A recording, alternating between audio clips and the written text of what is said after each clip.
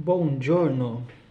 Vamos aproveitar essa manhã fria de Araçatuba, que é difícil acontecer isso. Araçatuba é uma terra muito quente, mas nós estamos estudando a leitura do Spurgeon Ainda Fala. São esboços de Charles Spurgeon. Esse é o segundo vídeo, e de hoje a leitura é o sermão Lutar com Deus. Nós vamos ver o que tem aqui de surpresa para nós. Surpresa para mim também, porque eu estou lendo e gravando ao mesmo tempo. A ideia é tirar algumas impressões sobre este pregador, conhecido como o príncipe dos pregadores. Lutar com Deus. Versículo bíblico Gênesis 32, 28. Como príncipe lutaste com Deus. Quando Jacó prevaleceu com Deus, não tinha mais motivo algum para temer a Esaú. Era o poder de um único indivíduo, exibido em momentos de profunda aflição. Quão maior poder se encontrará onde 2 ou 3 concordarem em oração. O que esse poder não pode ser? Não pode ser mágico. Alguns parecem imaginar que as orações são encantamentos, mas isso é inútil. Mateus 6, verso 7. Não pode ser meritório, não pode ser independente. Deve ser dado pelo Senhor. De onde procede esse poder? Provém da natureza do Senhor. Sua bondade e ternura são exercitadas pela visão de nossa tristeza e fraqueza. Um soldado que estava prestes a matar uma criança pôs de lado a sua arma quando o pequenino gritou: "Não me mate, sou tão pequeno." Procede da promessa de Deus em sua aliança no Evangelho e na Palavra. O Senhor se coloca sobre grilhões com aqueles que sabem como pleitear sua verdade e fidelidade. Procede e brota dos relacionamentos da graça. Um pai certamente ouvirá os seus próprios filhos. Surge de atos prévios do Senhor. A escolha que ele faz de seu povo é um poder diante dele, visto que ele não muda os seus propósitos. Terceiro, como pode ser ele exercido? Deve haver profundo senso de fraqueza. Segunda carta aos Coríntios 12, 10. Minha graça te basta, é o 9, porque meu poder se aperfeiçoa na fraqueza. Deve haver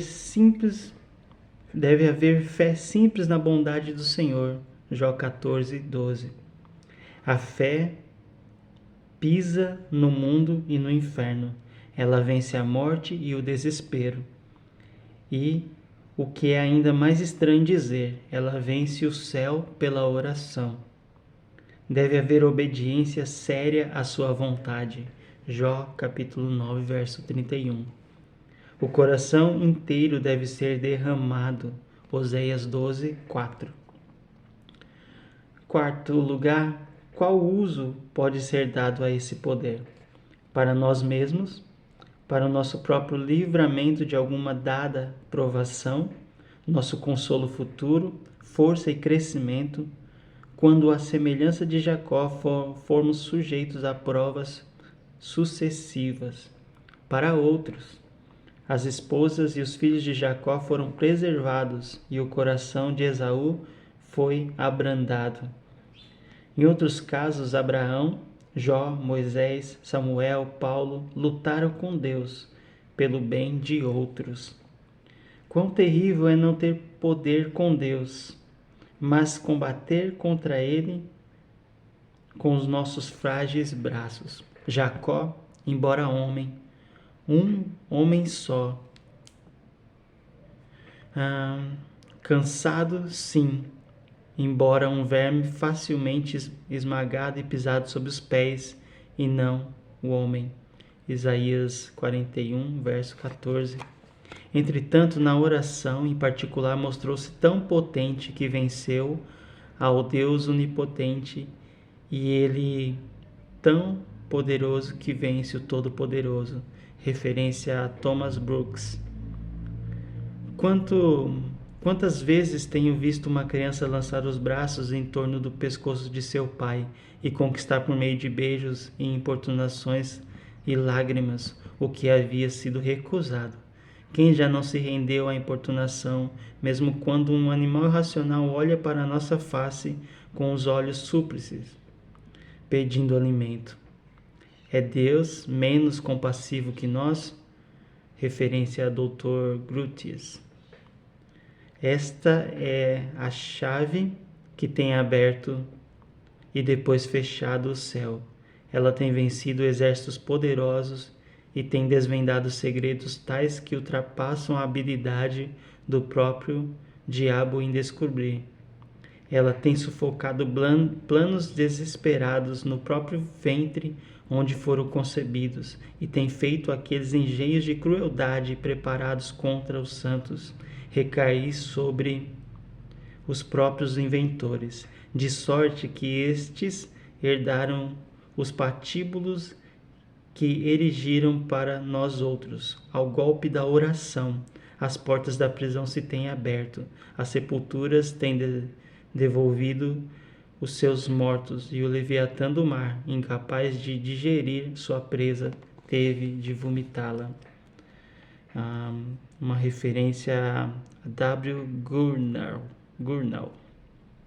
Muito bem, agora aqui nas minhas palavras, a leitura que nós fizemos sobre lutar com Deus, o sermão de Spurgeon, o segundo vídeo nosso aqui, uma impressão que eu tenho é que realmente é um alerta sobre o poder da oração e essa persistência de Jacó diante de Deus. Jacó lutou com Deus em Gênesis 32, 28.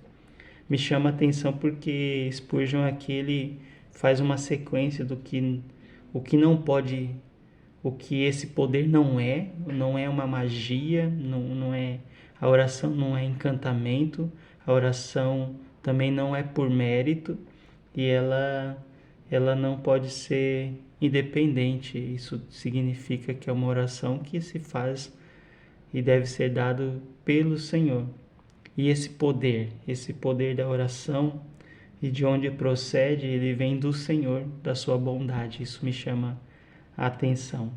Também me chama a atenção aqui no sermão de Spurgeon que ele deve ser exercido, deve haver um profundo senso de fraqueza, e a referência bíblica para isso é quando Paulo também se encontra numa situação onde ele ouve de Deus que a minha graça te basta, porque o meu poder se aperfeiçoa na fraqueza. Isso é uma realidade. As pessoas que oram, elas oram não porque são super poderosas, mas justamente porque reconhecem que depende de Deus. E esse poder pode ser o uso, a forma de usar esse poder, segundo Spurgeon aqui, é para nós mesmos. O poder da oração, lutar com Deus, é para o nosso crescimento, mas também isso é para os outros, porque oramos também e isso reflete na vida dos outros, as nossas orações. Então, gostei muito desse alerta, especialmente Spurgeon cita referências de outros autores, outros comentaristas aqui nesse sermão dele, o que nos torna admirável realmente saber desse príncipe dos pregadores e conhecer um pouco sobre os seus sermãos. Lembrando que de Spurgeon eu tão somente conheço as suas biografias, e em especial alguns filmes que contam a sua história. Mas ter esse contato com seus esboços e fazer esse tipo de treinamento aqui junto com vocês é bem cativante. O sermão dele aqui dá uma ideia de um sermão textual, quando ele cita apenas um versículo, que é o versículo de Gênesis 32, 28, como tema, mas ele desenvolve esse tema e citando muitas outras referências aqui bíblicas, o que é muito interessante nessa estrutura. Então esse é um pouquinho desse nosso segundo vídeo, espero que tenha gostado.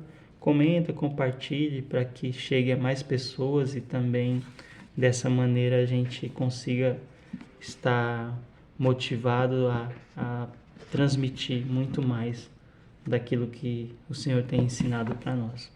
Um abraço, até mais.